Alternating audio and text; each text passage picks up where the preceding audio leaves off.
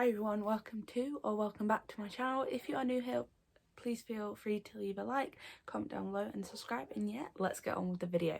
So today's video is going to be how to schedule your time during half terms. This is part of like a mini series I'm doing on kind of like school related videos, as I'm trying to get back into like the educational content, because obviously I'm going back to uni in September.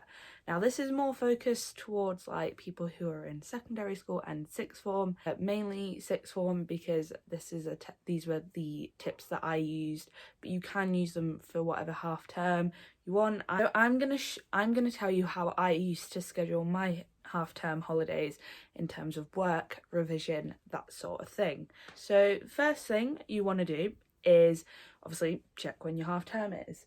Now you can probably see from this document I have up, I used to use Google Docs to do this just because I found it the easiest, and I am just going to I imagined I went onto my like sixth form website and be like, oh, when is my Easter half term? I used to finish for the week of college on a Thursday, so I would always add the Friday before, the Friday after it like started, and then the weekend. So I included every single day.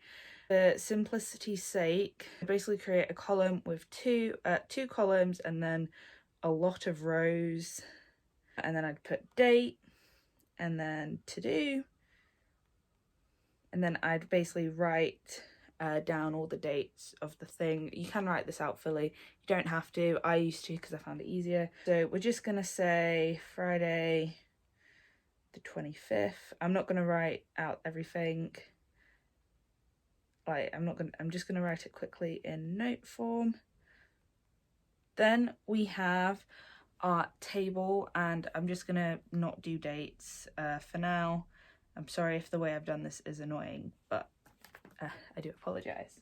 So I did have a job while I was in sixth form, so I would immediately put in any shifts I knew, for example, I had to do. So for example, we'll imagine it's and I'd always try and pick up extra shifts during half term, get a bit more money and all that. So let's say, for example, I had a shift, we'll do 500 hours to 2300 hours, and then we'll do another shift. So I'm just gonna use, and then I'm gonna copy and paste this for Monday and then Wednesday. So obviously you also should put in any prior commitments. So for example, if you have a doctor's appointment, if you have singing lessons, if you have some sort of like thing that you can't miss, put that into your table as well. So the next thing you want to do is make a to-do list, and the first things you want to put in this to-do list is homework tasks that you need to do. So I used to get given homework to do over the half term all the time, and I would basically put all the homework I'd have to do in first, and I would always highlight them as well. So for example, I'm going to say English, write, practice, essay, history,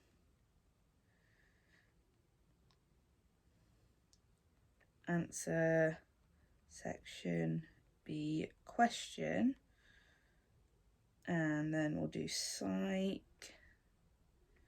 which will be,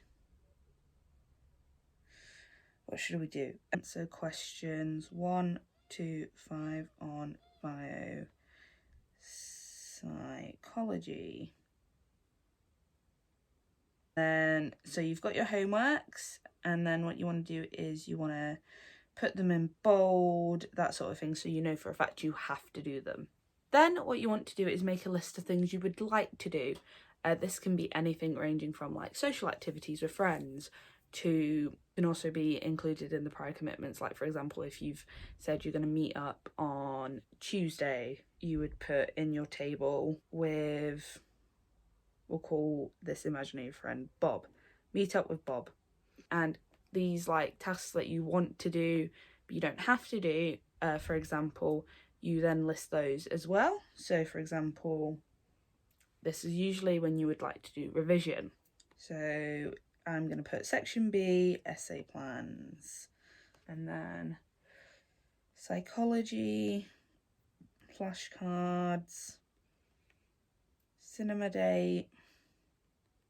So we have this very short list of to-dos. Obviously this might be much longer for you, but as just for ease of thing, we're going to do it like this.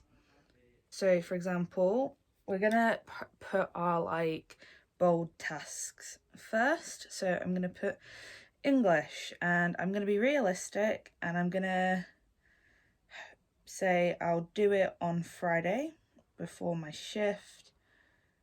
And then I'm going to be realistic. I'm not going to want to do something on Saturday when I've got 12/8, but I'm going to try and do my psych homework, which is this. So put that in, and then I can say, because I'm doing something psychology related, I can then put my to-do list of psychology flashcards. So psychology flashcards, and then, oh, it also helps to like cut these things from your to-do list after you've done them. So we've got that. And then I'm gonna say on Tuesday when I meet up with Bob, I'm gonna try and do my history homework, and then also do some section B essay plans. Obviously this is going to be a very busy day, Tuesday, but yeah. And then we'll put cinema date with friends on Thursday. One of the reasons I like doing digital timetables is they are so much easier to kind of jig around and everything like that. So if you need to adjust your plans, you can, and it's easy, and you're not like making a massive mess of a piece of paper. The key thing is to remember that other than like your like necessary tasks that you need to do, don't feel bad if like your tasks that aren't like necessary aren't done. Like for example, you know, if you don't have to do your section B essay plans and you would much rather hang out with your friends, do that. That is absolutely fine.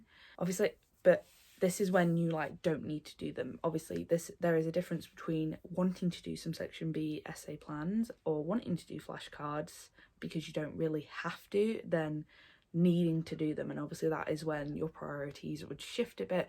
But just remember that it is important to still have a life outside of like revision and exams. Obviously the Easter holidays, generally speaking, are like the longest holiday you get before you do your exams in your second year of college, or your, you know, in your last year of high school, or anything like that. So obviously this really rough one I have done might not be that applicable to you. As I said, it is just meant to be rough, and you might have a bunch more tasks. But just remember, Easter holidays are 2 weeks. You will be able to fit in all the stuff you can do. And again, you know, make sure you are still prioritizing like friendships and everything like that, because exams are hard and you shouldn't have to sacrifice your social life, your happiness, just so you can get good grades. And yeah, and just remember that you will be okay. These results are not the end of the world, and I am saying that as someone who didn't do great. Well, I did good, but I didn't do great in my results, and you will find you will be okay. That is the end of the video. I hope you enjoyed it. If you did, please leave a like, comment down below and subscribe, and I will see you all soon for another video. Bye.